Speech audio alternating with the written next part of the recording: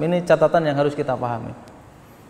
Ketika ada seseorang yang menyaksikan hilal itu kan, infonya atau kabarnya itu bisa diterima, gitu kan?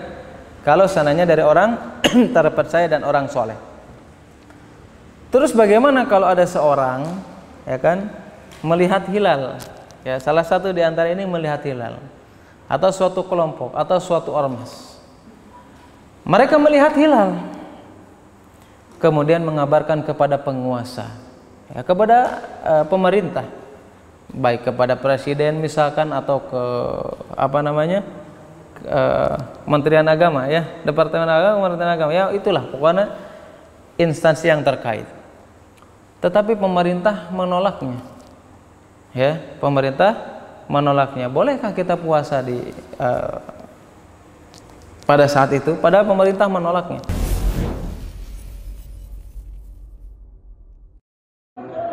Wa na'udzubillahi min syururi anfusina wa min sayyiati a'malina. May yahdihillahu fala mudhillalah wa may yudlil fala hadiyalah. Asyhadu an la ilaha illallah wahdahu la syarikalah wa asyhadu anna Muhammadan abduhu wa rasuluhu alladzi la nabiyya ba'dah. Qala Allah ta'ala fi kitabihil karim, ya ayyuhalladzina amanu taqullaha haqqa tuqatih wa la tamutunna illa wa antum muslimun. Ya ayyuhan nasu taqu rabbakumul ladzi khalaqakum min nafsin wahidah wa khalaqa minha zawjaha wa batha minhuma rijalan katsiran wa nisaa'a wattaqullaha alladzi tasaaluna bihi wal arham innallaha kana 'alaikum raqiba. Ya ayyuhalladzina amanu taqullaha wa qulu qawlan sadida yuslih lakum a'malakum wa yaghfir lakum dzunubakum wa may yuti'illaha wa rasulahu faqad faza fawzan 'azima. Amma ba'du. Alhamdulillah, segala puji hanya milik Allah Subhanahu wa taala.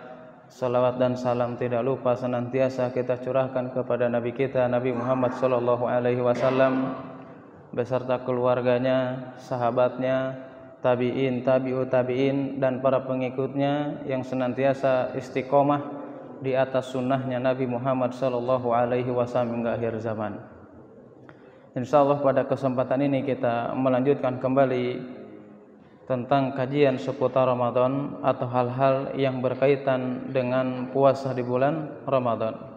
Di pertemuan yang sebelumnya sedikit kita mengulang bahwasanya Allah Subhanahu wa taala dari ayat 183 hingga 187 dalam surat Al-Baqarah, yaitu menjelaskan tentang hukum atau perintah dan berkaitan dengan puasa di bulan Ramadan. Tetapi di antara ayat-ayat yang menjelaskan tentang puasa, di situ ada salah satu ayat yang dijelaskan oleh Allah Subhanahu wa taala, yaitu surat Al-Baqarah ayat 186, ya. Tetapi ayat tersebut tidak berkaitan dengan puasa. Ya. Dijelaskan apa? Ayat 186 tersebut Allah Subhanahu wa taala berfirman, wa idza sa'alaka ibadi anni fa inni qarib ujibu da'watad da'i idza da'an falyastajibu li wal yu'minu bi la'allahum yarshudun. Ayat itu tidak menjelaskan tentang puasa, tetapi berada di tengah-tengah ayat yang menjelaskan tentang puasa. Berada di tengah-tengah ayat yang menjelaskan tentang hukum puasa. Maka para ulama, ya, menjelaskan, ya, alasan kenapa ada ayat yang berbicara tentang sesuatu di luar daripada tentang puasa, tetapi ayatnya berada di tengah-tengah puasa. Ya, jelas ya. Nah, alasannya kenapa itu? Alasannya kenapa? Jadi 183 sampai 187 itu menjelaskan tentang puasa. Tetapi di 186 di situ menjelaskan hal yang bukan tentang puasa, yaitu tentang doa. Apa itu? Di pertemuan yang lalu sudah dijelaskan itu. Kenapa ada hal tersebut? Ada yang masih ingat enggak? Jadi dari ayat 183 itu, ya ayyuhalladzina amanu kutiba alaikumusiyam sampai 187, uhilla lakum lailatas siyami rafasu ila nisaikum. Di tengah-tengahnya ada ayat tentang doa, di luar daripada pembahasan tentang puasa. Alasannya ada yang ingat enggak? Ada ingat enggak? Alasannya kenapa? Sebagaimana dikatakan para ulama, alasannya adalah karena ada hubungan yang sangat erat antara puasa dengan berdoa. Maka dari itu pembahasan berdoa ada di tengah-tengah ayat yang menjelaskan tentang perintah dan hukum puasa. Ya, kenapa? Sudah dijelaskan alasannya hadis Nabi SAW bahwasanya ada 3 doa yang tidak akan ditolak oleh Allah Subhanahu wa taala. Di antaranya apa? As-shaimu hatta yuftira. Orang yang berpuasa kemudian dia berdoa ketika dia berbuka puasa. Maka hadis ini sebagai pijakan para ulama mengatakan adanya ayat yang menjelaskan tentang doa, di tengah-tengah ayat menjelaskan tentang hukum dan wajibnya puasa. Karena itulah ada kaitan atau ikatan yang sangat kuat antara puasa dengan doa. Ya, karena ketika kita puasa apa? Dianjurkan banyak berdoa. Ya, di pertemuan yang sebelumnya kita menggali faidah dari tafsir menjelaskan surat Al-Baqarah ayat 186, yaitu tentang berdoa, ya, perintah berdoa langsung kepada Allah Subhanahu wa taala. Menjelaskan surat Al-A'raf ayat 55 ya dan 205 kalau enggak salah, ya. Di situ perintah yang berhubungan dengan surat Al-Baqarah bahwasanya apa? Ud'u rabbakum tadarruan wa khufyatan innahu la yuhibbul mu'tadin. Allah menjelaskan dalam surat Al-Baqarah apa? Wa idza sa'alaka ibadi anni fa inni qarib. Berdoalah kepada aku. Ya, kenapa? Karena Allah itu sangat dekat dengan hambanya. Kedekatan Allah Subhanahu wa taala dengan orang yang beriman adalah diantaranya kedekatan dengan cara mengabulkan doa-doanya. Hubungannya apa dengan surat Al-A'raf di pertemuan yang lalu, ya? Dengan surat Al-A'raf ayat 55, ketika Allah mengatakan berdoalah kepada aku karena aku itu dekat. Artinya apa? Ud'u rabbakum tadarruan wa khufyatan. Berdoalah kepada Rabbmu tadarruan wa khufyatan, dengan lemah lembut dan penuh ketundukan. Kenapa? Karena Nabi SAW ketika perang Khaybar menegur para sahabatnya, berdoalah kepada Rabb kalian bahwasanya engkau tidak berdoa kepada sesuatu yang tuli. Sesungguhnya engkau berdoa kepada sesuatu yang paling dekat, yang maha dekat denganmu. Maka ayat 186 dari surat Al-Baqarah, selain keterikatan doa dengan puasa, itulah perintah kita dianjurkan untuk berdoa dengan lemah lembut, dengan suara lirih, dengan penuh ketundukan dan kehusuan kepada Allah Subhanahu wa taala. Kenapa? Karena Allah pasti mendengar. Lembut aja, enjoy aja, santai aja berdoa. Justru khusyuk, lirih, ya, tadarruan khufyatan, dengan merendahkan diri dan dengan suara lirih dan lemah lembut. Itu perintah, berdoalah dengan lemah lembut, berdoalah dengan suara lirih. Tidak perlu kita mengencangkan suara kita. Kenapa? Karena Rasulullah pernah menegur para sahabat. Ketika perjalanan menuju perang Khaybar, mereka ada yang berzikir sampai mengucapkan takbir dengan suara kencang, maka Rasulullah menegurnya. Berdoalah kepada Allah dengan kelembutan. Berdoalah kepada Allah Subhanahu wa taala dengan suara lirih. Kenapa? Karena engkau berdoa bukan kepada zat yang dia tuli, bahkan dia adalah maha dekat denganmu. Yaitu di antara faidah keutamaan di pertemuan yang telah lalu, ya. Gampang kalau mau murojaah kan bisa, ya, di IG-nya sudah ada, ya, di video yang sebelumnya sudah direkam, ya. Kemudian pembahasan yang selanjutnya, ya, setelah kita membahas tentang tafsir-tafsir atau faidah dari ayat-ayat tentang yang berhubungan dengan puasa, ya, maka penjelasan yang selanjutnya bahwasanya kehadiran Ramadan atau bulan Ramadan atau puasa di bulan Ramadan ini juga disambut baik oleh Rasulullah SAW. Sebuah kabar yang dikabarkan kepada para sahabatnya dengan penuh kegembiraan.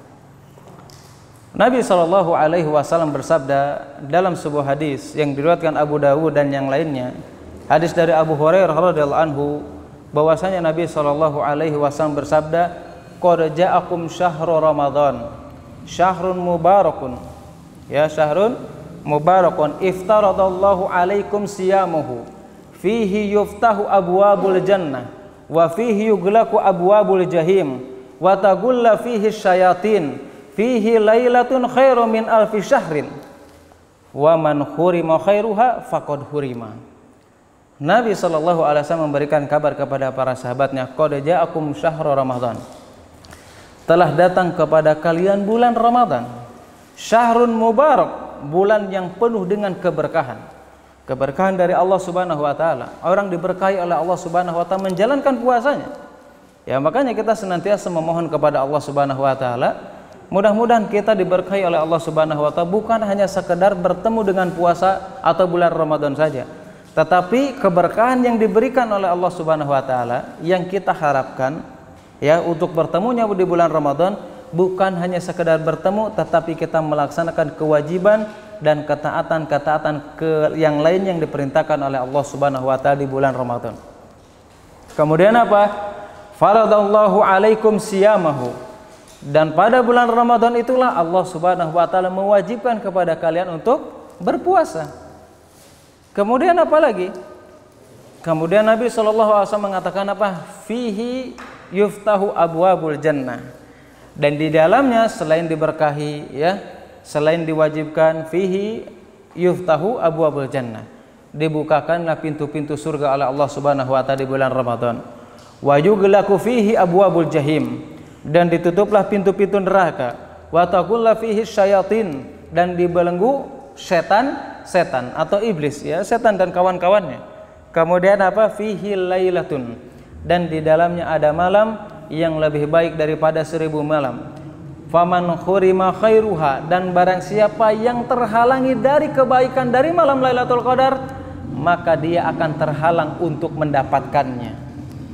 Ya, jadi kalau orang sudah terhalangi dari kebaikan Lailatul Qadar, tidak akan mendapatkan kebaikan di malam Lailatul Qadar, faqad hurima, maka dia tidak akan mendapatkan malam tersebut. Ya, banyak istighfar kepada Allah Subhanahu wa taala ketika kita tidak bisa dipertemukan dalam malam Lailatul Qadar.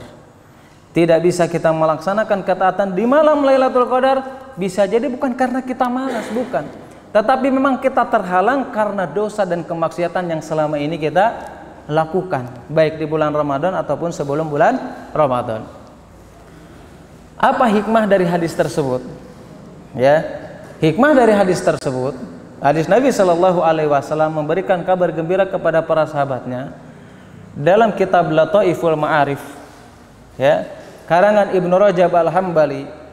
Ibnu Rajab Al-Hambali mengatakan dalam kitab Lataiful Ma'arif, menjelaskan hadis yang tadi, mengabarkan kepada para sahabatnya tentang menyambut kegembiraan di bulan Ramadan. Maka kata Ibnu Rajab Al-Hambali rahimahullahu taala, hadis ini digunakan oleh sebagian para ulama bolehnya seseorang mengucapkan selamat kepada sebagian saudaranya yang berhubungan dengan bulan Ramadan. Ya, ini Ibnu Rajab yang mengatakan. Dengan hadis tadi apa? Kata Ibnu Rajab, bolehnya seseorang mengucapkan selamat kepada saudara atau sebagian manusia yang berhubungan dengan bulan Ramadan. Kenapa? Ya, kemudian dijelaskan oleh Ibnu Rajab Al-Hambali rahimahullah taala, bagaimana mungkin seseorang tidak bergembira ketika bertemu di bulan Ramadan? Kenapa? Karena di dalamnya Allah Subhanahu wa taala membuka pintu-pintu surga. Bagaimana mungkin seseorang tidak bergembira bertemu di bulan Ramadan? Orang-orang yang senantiasa melakukan dosa dan kemaksiatan, maka pada bulan tersebut pintu neraka ditutup. Bagaimana seseorang tidak mungkin merasakan kegembiraan ketika bertemu di bulan Ramadan? Karena bulan tersebut itulah, waktu itu tersebut itulah tidak bertemu atau tidak kita jumpai di bulan-bulan yang lainnya. Jelas ya? Itu diantara keutamaan hadis tadi. Sebagai dalil yang dijelaskan Ibnu Rajab, sebagian ulama mengucapkan selamat kepada sebagian saudara kita yang berhubungan dengan Ramadan.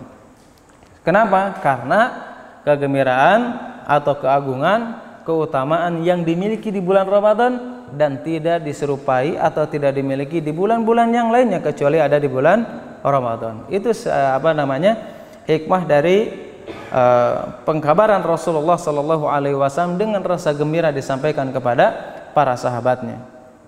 Kemudian ya, setelah kita tahu keutamaannya gitu ya, ayat-ayat yang kemarin, faidahnya, kewajibannya dan yang lainnya, yang jadi pertanyaan, kapan Ramadan ini dimulai? Kan begitu ya. kapan Ramadan ini dimulai? Pasti jawabannya pasti 1 Ramadan, gitu ya. Pasti 1 Ramadan, benar nggak? Nggak mungkin 1 Syawal ya. Itu nggak salah juga, ya, nggak salah juga. Tetapi 1 Ramadan ini kapan mulainya? Kapan kita bisa mengetahui puasa ini, awal dari puasa ini atau awal bulan Ramadan ini gimana caranya? Maka para ulama menjelaskan ada 2 cara, ya, ada 2 cara untuk menentukan awal Ramadan. Yang pertama ada ru'yatul hilal. Yang pertama adalah melihat hilal. Yang kedua adalah apa? Menggenapkan bulan Sya'ban 30 hari. Yang pertama, alasan yang pertama bahwasanya cara yang pertama untuk menentukan awal Ramadan, begitu juga awal Syawal juga ya, yaitu dengan terlihatnya hilal. Para ulama mengatakan terlihatnya hilal itu muncul di malam pertama, malam kedua, malam ketiga, di awal bulan dan seterusnya menjadi rembulan. Ya, hilal itu muncul kapan? Malam pertama, malam kedua, malam ketiga, dan selanjutnya menjadi rembulan. Nah, terlihatnya hilal ini, ya, apabila terlihatnya hilal ini oleh seseorang yang adil, oleh seseorang yang terpercaya, oleh seseorang yang soleh, maka dia dapat diterima kabarnya. Dapat diterima kabarnya. Misalkan ada orang soleh, orang terpercaya datang ke penguasa, ke pemimpin atau ke instansi terkait bahwasanya dia melihat hilal, maka persaksiannya bisa diterima meskipun 1 orang. Dalam sebuah hadis Nabi SAW, ya, yang diriwayatkan Tirmidzi dan yang lainnya, hadis dari Ibnu Umar radhiyallahu anhuma, ia berkata, "Tara an-nasul khilala fa akhbartu Rasulullah sallallahu alaihi wasallam fa shoma wa amara an-nasa bi siyamihi." Dari hadis tersebut Ibnu Umar mengatakan, ketika itu manusia tara an-nasul khilala, para orang-orang tersebut itu sedang meneliti hilal. Fa akhbartu Rasulullah sallallahu alaihi wasallam. Kemudian aku mengabarkan Rasulullah sallallahu alaihi wasallam, inni ra'aituhu, sesungguhnya aku menyaksikannya, yaitu aku melihat hilal, padahal Ibnu Umar sendiri yang melihatnya. Fasoma, maka Rasulullah sallallahu alaihi wasallam kemudian berpuasa dan memerintahkan kepada orang-orang yang ada di sekitarnya untuk berpuasa. Ini dalil yang mendasari bahwasanya untuk menentukan awal Ramadan, ya, yaitu dengan melihat hilal meskipun 1 orang, maka persaksiannya diterima. Nanti penjelasan lebih detailnya lagi. Karena berbeda dengan bulan Syawal, ya, berbeda dengan bulan Syawal atau waktu berbuka, yaitu berhari raya, itu berbeda. Itu disyaratkan harus apa? Harus 2 saksi. Harus 2 saksi. Makanya dalam sebuah hadis Nabi sallallahu alaihi wasallam yang diriwayatkan An-Nasa'i dan yang lainnya, bahwasanya Nabi sallallahu alaihi wasallam bersabda, "Summu li ru'yatihi wa aftilu ru'yatihi wa ansiku laha fa in gumma 'alaikum fa akmilu 30." Ya, fa akmilu 30. Fa in syahida syahidan fasumu wa aftiru. Kata Nabi sallallahu alaihi wasallam mengatakan apa? Sumu li ru'yatihi. Berpuasalah dengan ru'yah, yaitu dengan ditetapkan oleh ru'yah. Wa aftiru li ru'yatihi, dan berbukalah, yaitu berhari rayalah dengan apa? Dengan ru'yah juga. Wansukulaha, ya, yaitu berkurbanlah, ya, dengan ru'yah yang dilihat atau yang terlihat. Kemudian apa? Fa in gumma 'alaikum fa akmilu 30. Dan apabila, ya, si hilal ini enggak terlihat karena misalkan mendung atau terhalang awan dan sebagainya, fa akmilu 30, maka sempurnakanlah 30 hari bulan Sya'bannya. Fa in syahida syahidan, dan apabila syahidan 2, ya, musanna 2, ada 2 orang saksi, ya, melihat hilal tersebut, fa'aftiru wa asumu, maka dia berbukalah atau berpuasalah dan dia berbukalah. Artinya untuk menentukan puasa itu boleh 2 orang saksi dan boleh 1 orang semuanya diterima. Tetapi kalau masalah berhari raya atau berakhirnya bulan puasa, ulama tidak ada yang berbeda pendapat, semuanya tidak diterima kecuali 2 saksi. Makanya Imam Tirmidzi rahimahullahu taala dalam kitab Sunan At-Tirmidzi, beliau menjelaskan ketika menafsirkan hadis Nabi sallallahu alaihi wasallam, bahwasanya Nabi sallallahu alaihi wasallam menjelaskan, ya, sumu li ru'yatihi wa aftiru li ru'yatihi fa in gumma alaikum fa akmilu sya'ban 30. Ini riwayat lain yang diriwayatkan dari Abu Hurairah Bukhari dan Muslim, hadis dari Abu Hurairah. Ketika menafsirkan ayat tersebut, ya, Imam Tirmidzi dalam Sunan Tirmidzi menjelaskan bahwasanya hadis ini adalah anjuran. Para ulama menegaskan bahwasanya diharuskan kita mengamalkan hadis tersebut. Artinya apa? Mengamalkan, menentukan kalau puasa dan berakhir puasa itu adalah dengan apa? Dengan ru'yah, bukan dengan hisab. Imam Tirmidzi mengatakan seperti itu. Kemudian beliau mengatakan bahwasanya para ulama mengatakan bahwasanya persaksian satu orang untuk menentukan awal Ramadan, awal puasa, maka ini adalah bisa diterima, dan ini pendapatnya Ibnul Mubarak, pendapatnya Imam Syafi'i, begitu juga pendapatnya orang-orang Kufah. Kemudian kata Imam Tirmidzi mengatakan bahwasanya tidak ada perselisihan di antara ahli ilmu ketika menetapkan bahwasanya persaksian untuk menentukan berakhirnya puasa atau berhari raya, maka tidak diterima persaksiannya kecuali dari 2 saksi. Jelas ya? Nah, hadis di sini menjelaskan, ya, perintah bahwasanya cara yang paling tepat untuk menetapkan puasa, untuk menetapkan hari akhir puasa, berhari raya adalah dengan metode ru'yah. Bahkan Ibnu Hajar Al-Asqalani Asy-Syafi'i rahimahullahu taala, beliau menjelaskan tentang hal ini. Beliau mengatakan bahwasanya umat manusia ketika hidup di zaman Rasulullah sallallahu alaihi wasallam, ya, mereka hanya sedikit yang memahami tentang hisab. Ya, hanya sedikit dan yang memahami hisab. Dan mereka dari hisab tersebut, maka mereka tidak bisa dijadikan sandaran, akhirnya lemah, diabaikan.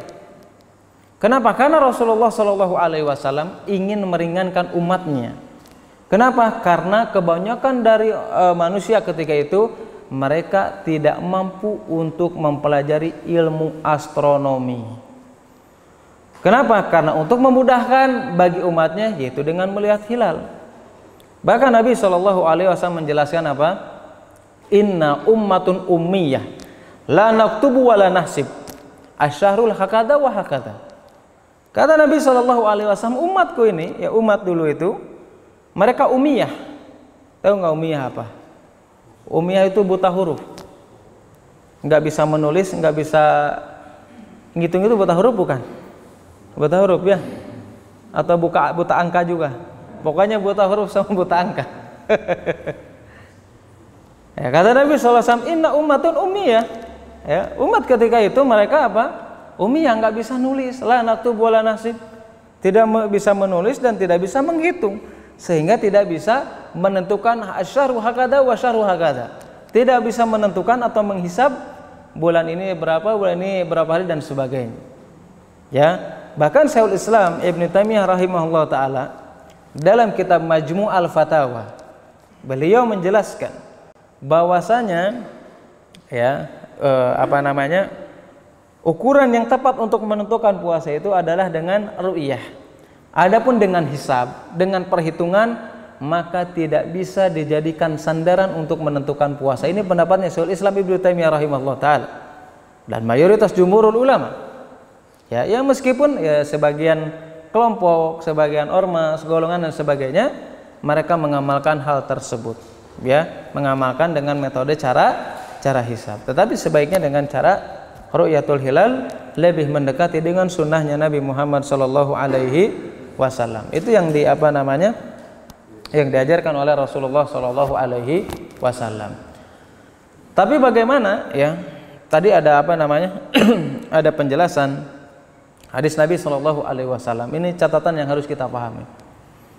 Ketika ada seseorang yang menyaksikan hilal itu kan, infonya atau kabarnya itu bisa diterima, gitu kan? Kalau sananya dari orang terpercaya dan orang soleh. Terus bagaimana kalau ada seorang, ya kan, melihat hilal? Ya, salah satu di antara ini melihat hilal, atau suatu kelompok atau suatu ormas. Mereka melihat hilal, kemudian mengabarkan kepada penguasa, ya, kepada pemerintah, baik kepada presiden misalkan atau ke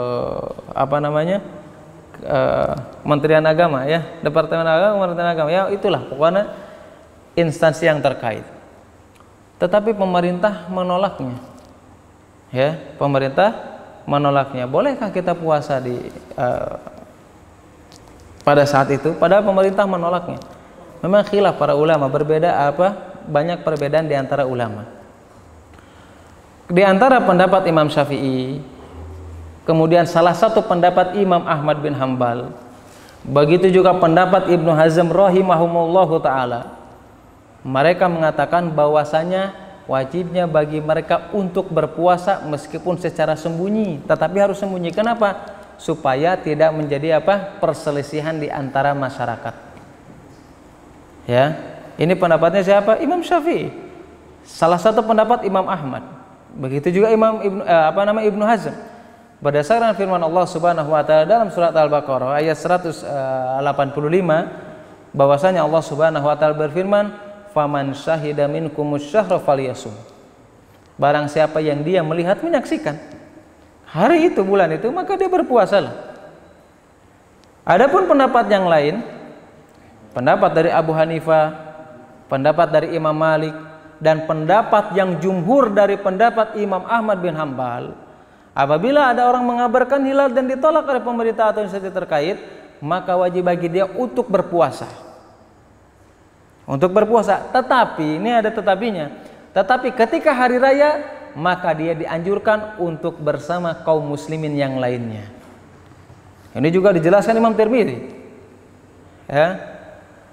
Jadi beberapa poin. Tetapi pendapat yang terkuat di antara perbedaan ulama itu, ya, bahwasanya bagi kita untuk mengikuti anjuran daripada pemerintah aturan di negeri tersebut. Ini pendapatnya Syekhul Islam Ibnu Taimiyah dan pendapat daripada Imam Ahmad bin Hambal, dan ini ditinjau oleh para ulama adalah pendapat yang kuat daripada pendapat yang lainnya. Ya, meskipun silakan mau ikut pendapat satu silakan, pendapat dua silakan, tapi pendapat ketiga adalah pendapat yang terkuat adalah pendapat yang ketiga. Wallahu a'lam bishawab. Ya, ini dijelaskan oleh para ulama. Ya, bahkan para ulama juga menjelaskan, ya, ketika mungkin di negeri kita tidak melihat hilal, udah malam 30 nggak melihat hilal, ada khilaf ulama, apakah boleh kita misalkan udah malam 30 nih belum terlihat hilalnya, boleh nggak kita mengikuti hilal di Saudi misalkan, atau hilal di Malaysia misalkan? Ini khilaf para ulama. Ada ulama yang mengatakan nggak boleh mengikutinya. Kenapa? Karena beda muncul mataharinya, ya, tempat terbitnya. Ada juga ulama yang membolehkan, ya, ulama yang membolehkan. Tapi saya lebih condong mengikuti pendapat yang membolehkan. Ketika memang di suatu negeri tidak bisa melihat hilal dan negeri lain bisa melihatnya, kita mengikuti negeri yang melihatnya, ya. Kemudian apabila ada perselisihan di antara masyarakat mengikuti hilal di negeri lain, maka itu diserahkan kepada penguasa. Kapan itu? Ketika terjadinya di negeri muslim. Tapi kalau ada perselisihannya di negeri bukan muslim, ya, maka harus mendatangi instansi terkait dalam bidang agama. Biasanya kan kalau di luar negeri di kedutaan ada bidangnya, benar nggak? Takut salah saya. Ada misalkan bagian intelijen, ada depag agama dan sebagainya, ya. Itu harus dilaporkan kepada mereka. Allah alam bisawab. Yang jelas pendapat yang kuat, pendapat yang tepat, penentuan awal Ramadan dan akhir Ramadan atau berhari raya metode yang diajarkan oleh Rasulullah Shallallahu Alaihi Wasallam, yaitu adalah ru'yatul hilal, yaitu dengan terlihatnya hilal, ya, terlihatnya hilal. Wallahu a'lam bishawab. Kemudian selanjutnya, setelah kita mengetahui ya penentuan Ramadan kapan mulainya gitu ya, dan yang lainnya, maka siapa yang wajib berpuasa? Kan begitu pertanyaannya ya. Siapa yang wajib berpuasa? Kenapa? Karena ada syarat dan rukun. Apa bedanya syarat sama rukun? Ada yang tahu bedanya syarat sama rukun? Kalau ada yang tahu, ini konsumsinya dikasih 2, punya saya dikasihin aja, nggak apa-apa. Ikhlas kok, nggak apa-apa. Syarat sama rukun bedanya apa? Syarat sama rukun, kan kita suka tahu ini syarat sholat, rukun sholat, ini syarat puasa, ini rukun puasa. Ya nggak apa-apa, meskipun belum pernah belajar usul fikih, ya mungkin ingat ketika di madrasah gitu, ketika di sekolah ada ingat syarat dan rukun.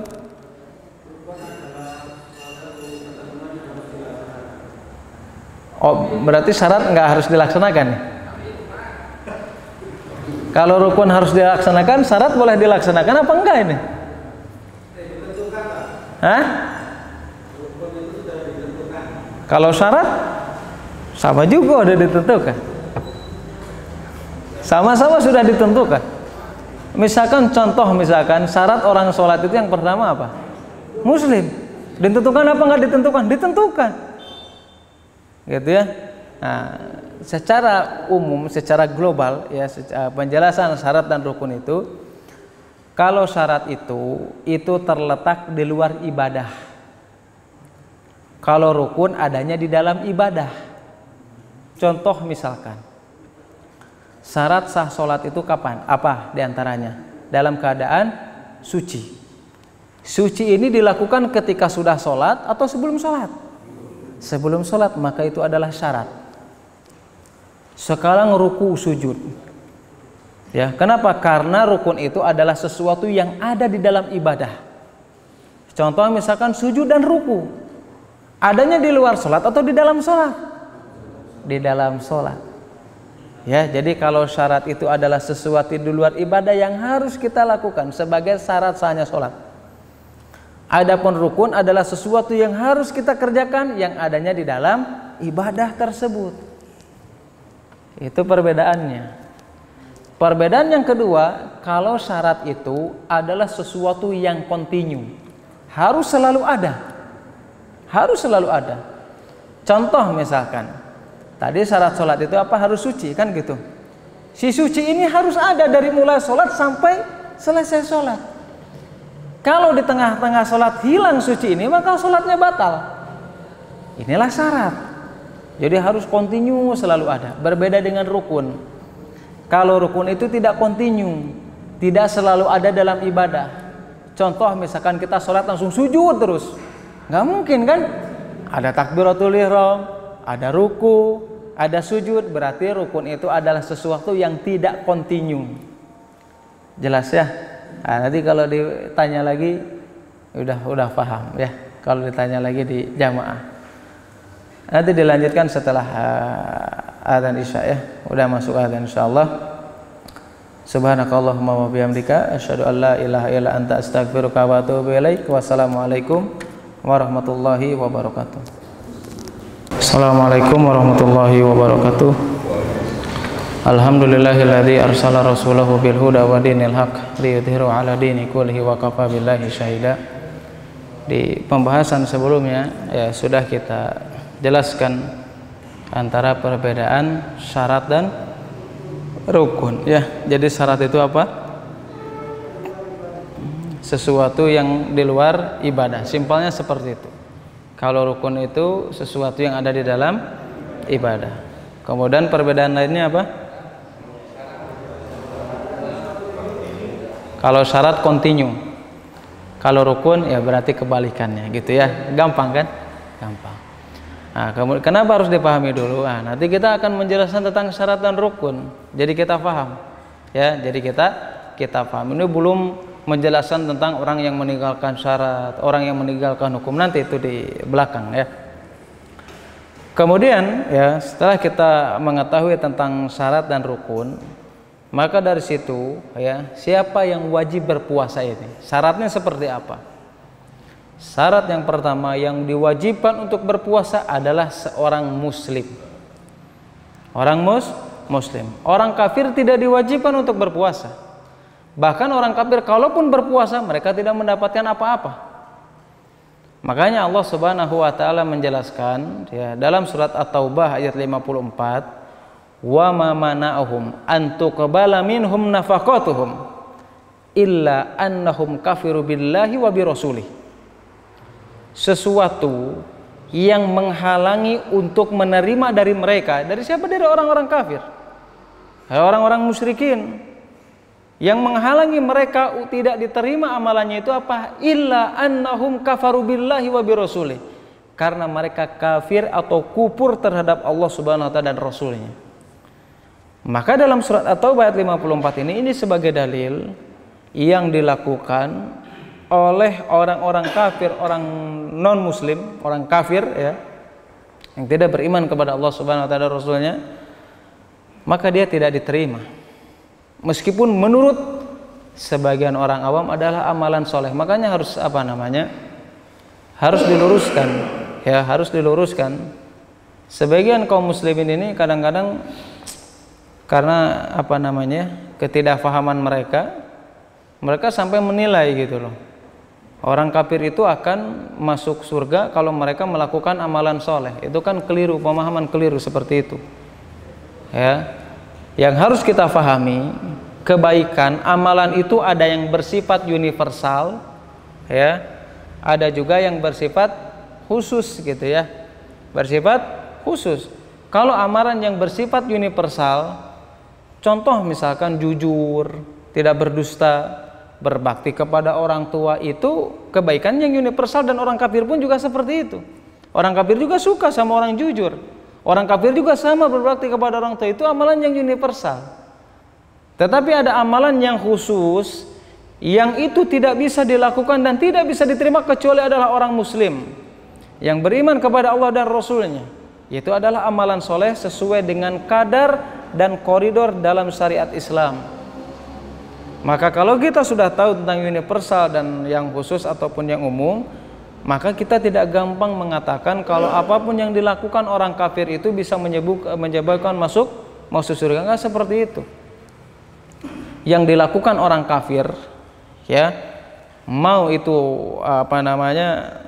puasa kek, mau sedekah kek, mau infak kek, mau menyumbang, apapun yang dilakukan orang kafir tetapi statusnya masih kafir, belum muslim, dia tidak akan mendapatkan sedikit pun balasan dari Allah Subhanahu wa taala di akhirat kelak. Mereka hanya mendapatkan kapan? Di dunia saja. Hanya mendapatkan balasan di dunia saja. Makanya Allah Subhanahu wa taala menjelaskan salah satu firman-Nya dalam surat Al-Furqan ayat 23 bahwasanya Allah Subhanahu wa taala berfirman, "Wa qadimna ila ma amilu min amalin faja'alnahu haba'an mansura." Allah Subhanahu wa taala menjelaskan dalam surat Al-Furqan ayat 23. Kami akan memperlihatkan amalan yang selama ini mereka lakukan dari amalan-amalan mereka. Faja'alnahu haba'an mansura. Dan apa yang mereka lakukan orang-orang kafir, orang-orang musyrik, meskipun bersedekah triliunan, miliaran, semuanya tidak akan mendapatkan balasan di akhirat kelak. Faja'alnahu haba'an mansura. Dan semuanya akan dijadikan sebagaimana debu yang berterbangan, enggak ada manfaatnya. Ya. Bahkan dalam surat An-Nur 39 sampai 40 dijelaskan. Apapun yang dilakukan orang-orang kafir, yang dilakukan orang-orang musyrikin, dari amalan yang mereka lakukan, mereka menyangka amalan mereka itu akan berbuah hasil di akhirat kelak, enggak ada. Dalam surat An-Nur 39 sampai 40 itu tidak dijelaskan. Amalan yang mereka lakukan itu seolah-olah sebagaimana Allah umpamakan itu sebagaimana fata morgana yang berada di di tanah yang datar, yang dilihat oleh orang-orang yang dalam keadaan haus. Ya, seperti air, pas dideketin ternyata nggak ada apa-apanya. Itulah amalan orang kafir. Ya, jangan sampai mengira gitu kan, orang yang nyumbang, mau dia nyumbang masjid, mau nyumbang apa yang dari kafir itu, mereka nggak dapat pahala di akhirat kelak, melainkan hanya di dunia saja. Makanya Ibnu Katsir ketika menjelaskan surat Al-Furqan tadi ayat 23, bahwasanya Allah Subhanahu wa taala menjelaskan dalam ayat tersebut, apapun yang dilakukan orang kafir itu, mereka tidak akan menerima balasan di akhirat melainkan hanya di dunia saja. Kenapa? Karena mereka, apapun yang mereka lakukan itu tidak memenuhi syarat. Syaratnya apa? Syarat diterima amal itu ikhlas dan mutaba'ah. Ikhlas karena Allah dan dia sesuai dengan tuntunan Rasulullah SAW. Jangankan orang kafir, orang muslim pun kalau melakukan suatu amalan tidak sesuai dengan syariat, tidak ikhlas karena Allah Subhanahu wa taala, amalannya nggak diterima. Apalagi mereka orang kafir. Ya, kapan amalan orang kafir diterima atau mendapatkan pahala di dunia dan akhirat adalah ketika mereka mengucapkan 2 kalimat syahadat. Ya, mengucapkan 2 kalimat syahadat. Ya, makanya jangan kayak orang-orang liberal. Ya, dulu saya pernah membahas di sini pas khutbah Jumat. Pemikiran-pemikiran sesat dari orang-orang liberal, ya, atau dari jil, ya, jaringan iblis lanatullahu alaihim, ya. Itu orang-orang yang merusak agama, itu orang-orang yang harus dihilangkan di muka bumi ini, gitu ya. Karena mereka satu-satunya cara merusak agama ya masuk dengan agama Islam, dengan pemikiran-pemikiran seperti itu. Contoh kemarin saja orang-orang jil berbicara tentang masalah miras, gitu ya. La haula wala quwata illa billah, gitu ya. Padahal mereka terkenal misalkan dari organisasi, dari ormas Islam, tapi nauzubillahi min dzalik, apa yang mereka ucapkan ternyata menurut mereka miras ini ya intinya dibolehkan lah. La haula wala quwata illa billah. Ya, apalagi orang orang liberal mengatakan ya diterima.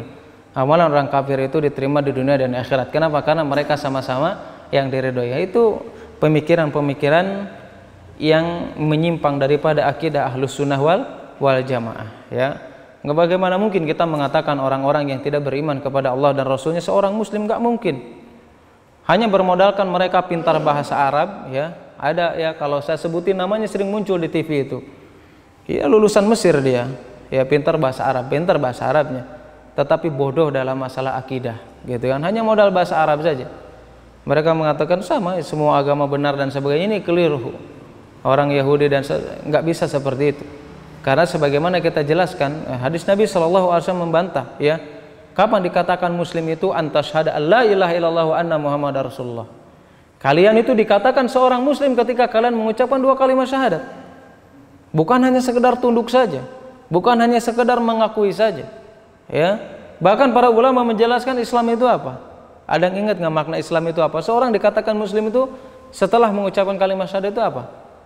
Al-istislamu lillah bitauhid wal inqiyadu lahu bitta'ah wal bara'atu minasyirki wa ahli. Orang dikatakan seorang muslim itu kapan? Ketika tunduk dan patuh kepada Allah, bukan hanya sekedar tunduk dan patuh. Tetapi apa? Al-inqiyadu lahu bitta'ah, dia melaksanakan ketaatan kepada Allah Subhanahu wa taala dengan mentauhidkan Allah Subhanahu wa taala. Bara'atu, berlepas diri dari kesyirikan dan para pelakunya, itulah baru seorang muslim. Kalau hanya sekedar tunduk, enggak sholat, enggak ngelakuin ibadah-ibadah lain, mana dia seorang muslim?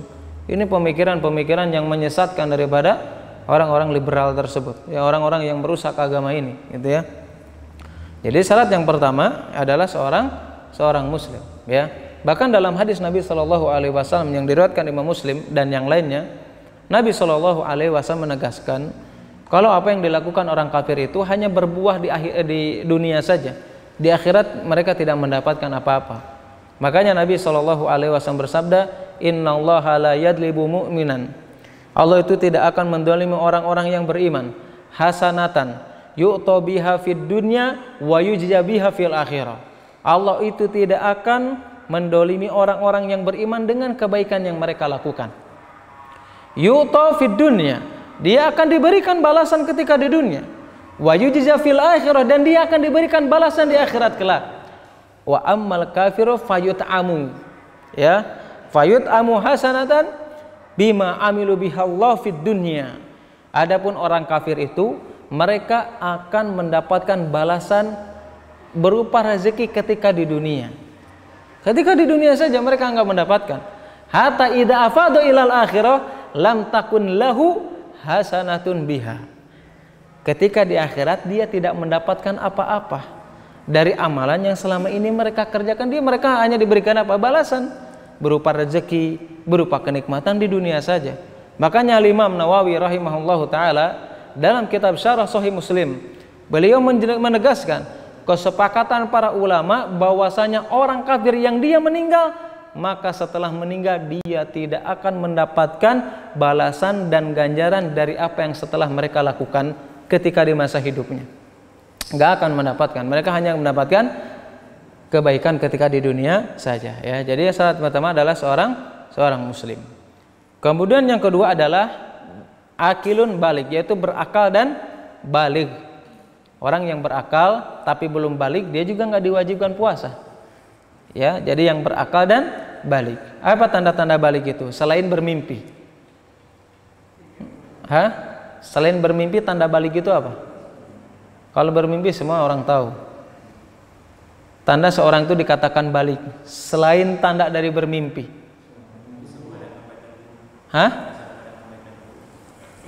Membedakan baik dan buruk itu kalau nggak salah termasuk daripada tamyiz.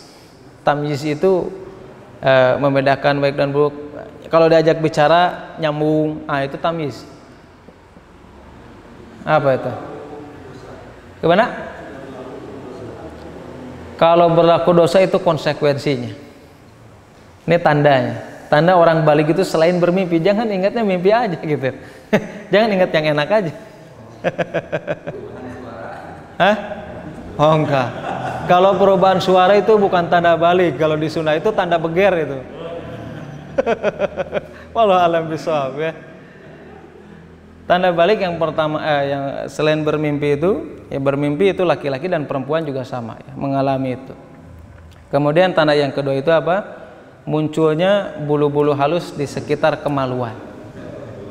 Ya, munculnya bulu-bulu halus di sekitar kemaluan. Adapun bagi perempuan ada tambahan, ya. Tanda balik itu apa? Haid dan nifas, yaitu tanda daripada balik. Jelas, ya. Jadi kita tahu tanda-tanda balik, ya. Jadi syarat yang kedua itu adalah berakal dan balik. Kenapa? Ya, karena Nabi SAW menjelaskan kalau belum balik mereka tidak mendapatkan kewajiban. Makanya hadis Nabi SAW menjelaskan rufi'al qalamu. Jadi kolam ini, ya, kolam itu apa? Pena diangkat dari 3 golongan.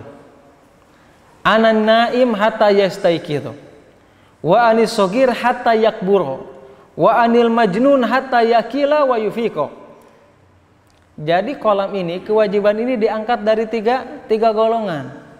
Yang pertama apa? Anin naim hatta yastaiqidhu, dari orang yang tertidur sampai dia terbangun atau sadar. Kemudian dari mana lagi? Anis sogirin hatta yakburo, dari anak kecil sampai dia besar atau balik. Kemudian dari mana lagi kewajiban diangkat itu? Anil majnun, dari orang majnun. Orang apa itu? Orang gila. Hatta yakila, sampai dia berakal lagi, sampai dia normal lagi, sampai dia sembuh, baru dia ada kewajiban. Makanya hadis ini yang mendasari bahwasanya anak kecil yang belum balik itu, meskipun berakal tapi belum balik, maka dia belum berwajib untuk berpuasa. Tetapi para ulama mengatakan, diantaranya para ulama fuqaha, para ulama ahli fikih itu menganjurkan, ya, setiap kita senantiasa mendidik anak kita untuk berpuasa ketika usia 7 tahun. Kalau dia mampu. Kalau seandainya usia 10 tahun, ya, meskipun belum balik 10 tahun, meskipun dia misalkan belum balik, udah sampai 10 tahun, dia mampu kemudian tidak berpuasa, maka dihukum sebagaimana dia tidak mau mengerjakan sholat, yaitu dipukul. Ini sebagian pendapat para ulama dari fuqaha, yaitu ahli fikih, menjelaskan tentang itu. Bahkan kalau kita mengajarkan anak kita, ya dari sekarang semampunya, sekuatnya untuk berpuasa, keutamaan yang akan kita dapatkan adalah mendapatkan ganjaran, ya, orang anak kecilnya mendapatkan ganjaran dari apa yang dia lakukan, dan orang tuanya akan mendapatkan ganjaran dari mendidiknya. Meskipun ada hadis lain yang mengatakan innal hasanati sobili walidayhi au ahdihima. Ada yang mengatakan apa? Sesungguhnya kebaikan yang dilakukan anak kecil itu pahalanya untuk orang tuanya atau salah satu darinya. Tetapi para ulama mengkritik bahwasanya hadis ini bukan datang dari Nabi Shallallahu Alaihi Wasallam. Bahkan As-Sakhawi menjelaskan bahwasanya setiap amalan yang dilakukan oleh anak kita, oleh anak kecil itu kesepakatan para ulama, maka dua-duanya akan mendapatkan pahala, baik anak kecilnya ataupun orang tua yang mendidiknya. Ya, orang tua yang mendidiknya. Ini siapa yang berpendapat seperti ini? Imam Ahmad bin Hambal, begitu juga Imam Syafi'i dan ulama-ulama yang lain. Ya, makanya Imam Nawawi mengatakan apa? Setiap kebaikan yang dilakukan anak kecil maka akan ditulis, adapun kejelekan yang dilakukan anak kecil yang belum balik maka tidak tertulis. Ya, jadi kalau kita mendidik anak puasa, mendidik anak sholat, kita sama mendapatkan ganjaran. Karena telah mendidik, mengajurkan anak kita untuk berlatih untuk berpuasa. Ya, singkat saja. Kemudian yang ketiga, ya, syarat yang ketiga atau siapa yang wajib berpuasa, yaitu adalah seseorang yang terbebas daripada udzur, ya, baik sakit ataupun dalam perjalanan. Ya, kalau sakit sudah jelas, ya, sakit yang seperti apa? Sakit yang mungkin tidak bisa diharapkan lagi kesembuhannya. Kalau bahasa Sundanya mah sakitnya udah parna gitu, ya. Kalau puasa misalkan tambah sakit, ya. Dulu jangan sampai baru sakit pegel, ya, panu dia nggak puasa gitu, ya. Padahal dia untuk sembuhnya itu lebih besar lagi kan gitu. Ya, penyakit yang nggak diharapkan sembuh, ya, nggak diharapkan sembuh. Atau dalam perjalanan. Tetapi ada ukuran dalam masalah perjalanan ini, ya. Kapan seseorang itu dalam perjalanan itu boleh nggak puasa?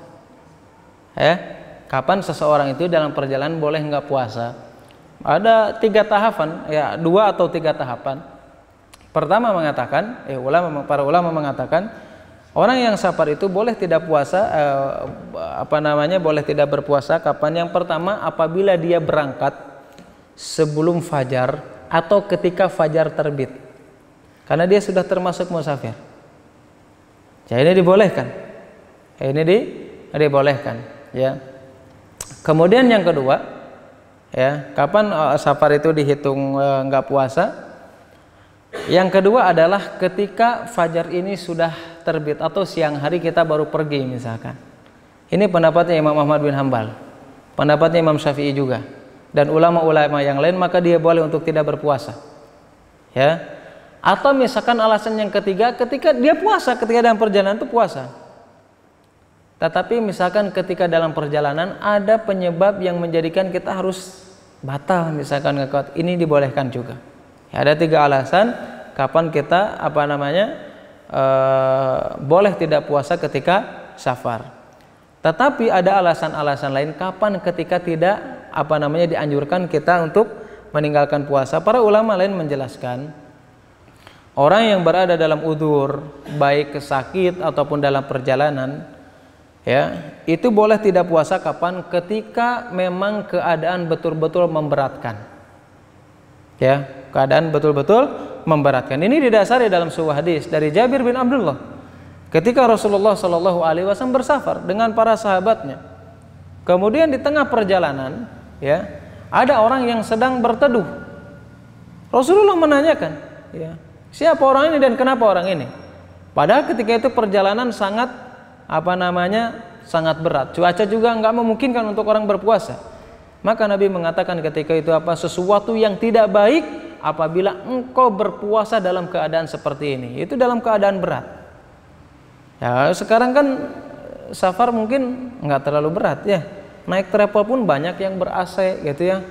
Mau ke Jawa ada tol juga, mau ke mana ada pesawat dan sebagainya. Ya, kalau misalkan bisa memudahkan, silakan. Tapi kalau memang darurat berdesak-desakan, maka dibolehkan bagi mereka untuk tidak berpuasa, ya. Bahkan ya kalau memang itu terdesak, ya, memang suasana atau keadaan memang sulit, ada sebuah hadis, ya, hadis yang lain sama dari Jabir Abdullah radhiyallahu anhu, ketika itu Rasulullah SAW bersafar ketika tahun pembebasan Makkah, kurang lebih 8 Hijriah. Ketika sampai di Qura al-Ghamim itu suatu lembah antara Madinah dan Makkah. Memang cuaca ketika itu memang benar-benar dahsyat. Ya, berat kalau orang berpuasa itu. Kemudian Rasulullah SAW fa'amara, ya, memerintahkan kepada sahabatnya untuk mengambilkan gayung. Mengambilkan apa? Gayung. Kemudian gayung itu diisi air, Rasulullah mengangkatnya sampai fara'anna, sampai manusia itu, para sahabat ketika itu melihat kalau Rasulullah itu ngambil gayung dan berisi air. Kemudian Rasulullah meminumnya. Itu keadaan dalam puasa. Ya, memang ketika itu dalam riwayat dijelaskan, ya, memang ketika Rasulullah melakukannya itu setelah sholat asar, jadi mendekati ke maghrib. Tapi karena kondisi yang memang sulit, ya, bisa mendatangkan madarat, Rasulullah mencontohkan membatalkan minum. Kemudian para sahabat, ya, berkata kepada Rasulullah SAW, di antara mereka ada yang sedang berpuasa, melanjutkan puasanya. Maka kata Nabi SAW mengatakan apa? Ulaikal uso, ulaikal uso. Mereka telah bermaksiat. Mereka telah bermaksiat. Kenapa? Karena inilah sebuah keringanan yang diajarkan Rasulullah SAW dalam keadaan sulit. Apabila dia berpuasa mendatangkan madarat yang lebih besar, kemudian dia melakukannya, itu termasuk daripada kemaksiatan yang dijelaskan oleh Rasulullah SAW. Hadis ini juga sebagai dalil. Kenapa? Karena para sahabat itu, kenapa mereka melanjutkan puasa? Ada yang berdalil, sayang, udah asar, bentar lagi maghrib. Menurut mereka baik. Nah, hadis ini juga digunakan oleh para ulama bahwasanya standar amalan itu diterima atau tidaknya bukan hanya sekedar baik saja, tetapi harus harus ikhlas dan sesuai dengan tuntunan Rasulullah SAW. Jangan hanya sekedar baik, akhirnya baik amalkan, enggak bisa seperti itu. Tadi kalau kita pandang secara secara hawa nafsu kita atau secara logika kita masing-masing, membatalkan puasa ketika setelah asar mendekati maghrib atau tidak membatalkan puasa ketika asar sampai maghrib, baik apa enggak? Baik enggak? Baik. Gitu kan, baik. Justru kalau membatalkan sayang, gitu kan. Nah, tapi ibadah itu bukan baik, bukan sayang, bukan dengan perasaan. Lah Nabi memerintahkan apa? Berbuka. Karena keadaan sulit meskipun itu waktunya sudah mau maghrib. Karena lebih baik membatalkan puasa daripada datang madarat yang lebih besar. Artinya di situ kesimpulannya, ibadah itu tidak hanya dipandang baik saja, tidak hanya dipandang suka ataupun tidak suka, tetapi ibadah itu yang kita lakukan harus sesuai dengan tuntunan dan ikhlas karena Allah Subhanahu wa taala. Meskipun baik tapi tidak sesuai dengan tuntunan yang dilakukan oleh Rasulullah SAW sebagaimana yang dilakukan oleh para sahabat ketika puasa tersebut. Nabi mengatakan apa? Ulaikal uso, mereka telah bermaksiat. Ya, jelas ya. Itu diantara